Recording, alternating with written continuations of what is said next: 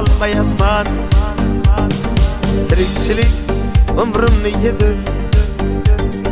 yaqinlarim ne desa dedi. Niyatlarim boshqacha edi, hech o'zimdan orta olmayapman.